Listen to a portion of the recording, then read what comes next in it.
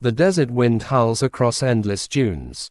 The camera pans over shifting sands that seem alive, erasing every footprint and swallowing every trace of what once existed. In this emptiness, a mystery has lingered for more than 2,000 years. An army of 50,000 men marched here, soldiers of the mighty Persian Empire, led by King Cambyses II, son of Cyrus the Great. They carried bronze weapons, provisions, and banners of empire. They had orders to strike at the oracle of Amun at Shiva Oasis, a rival source of divine authority. But somewhere in this wilderness, they disappeared. No bodies, no weapons, no bones, only silence. The ancient historian Herodotus tells us that the army was destroyed in a single moment, consumed by a storm of sand so fierce it buried them alive. Imagine it, one moment, 50,000 soldiers marching with determination.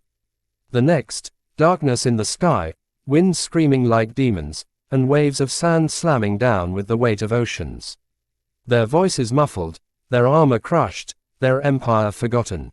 The desert became their tomb. For centuries, scholars debated the story.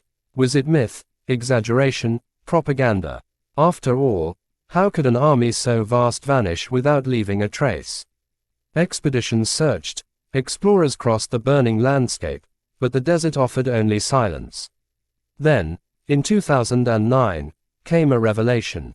Fragments of bronze weapons, arrowheads, shards of pottery, and human remains were unearthed in Egypt's desert, scattered and weathered but unmistakably ancient. Could this be the lost army of Cambyses? If so, then Herodotus was not inventing stories but recording the memory of one of history's greatest catastrophes. Yet even now, questions remain. Was it truly a sandstorm that swallowed them, or was there betrayal, an ambush, a disaster far stranger than nature's fury? The desert still keeps its secrets, and the soldiers still lie waiting, their voices silenced but their mystery alive. High above sea level, far from deserts and dunes, lies a very different landscape. The Himalayas rise into the sky, their peaks shrouded in mist and snow. Among them is a small lake, Rupkund, frozen for much of the year. To villagers who live below, the lake is cursed, a place of ghosts and restless spirits. When British officials stumbled upon it in the 1940s, they were horrified by what they saw. Beneath the melting ice, human skeletons lay scattered, hundreds of them, their bones bleaching in the sun. Some still wore ancient jewelry, some fragments of clothing, some still held flesh. Scientists began to investigate, and what they discovered only deepened the enigma. These people had not died in battle. Their bones bore strange injuries, blunt trauma as if they had been struck from above by something round and heavy. Imagine a group of travelers caught unprotected in the high mountains, suddenly battered by hailstones the size of cricket balls. Many skulls showed circular fractures, all consistent with hail. It seemed impossible, yet the evidence was there, hundreds of people cut down not by swords, but by the sky itself.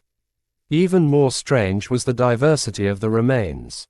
Some skeletons dated back more than 1,200 years, while others were much younger, perhaps only 2 centuries old. They came from different ethnic groups, different regions, even different generations, yet they all ended up in the same lake. What drew them to Rupkund? Was it pilgrimage? Was it an ancient path cursed by geography and weather? Why did death return again and again, piling bones into the frozen waters like offerings to a god no one remembers? Even today, trekkers who pass by speak of the eerie silence there, the feeling that the lake is not finished collecting its victims.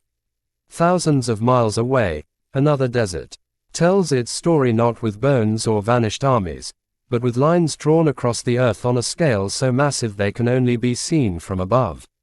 The Nazca lines of Peru are among the most baffling creations of the ancient world.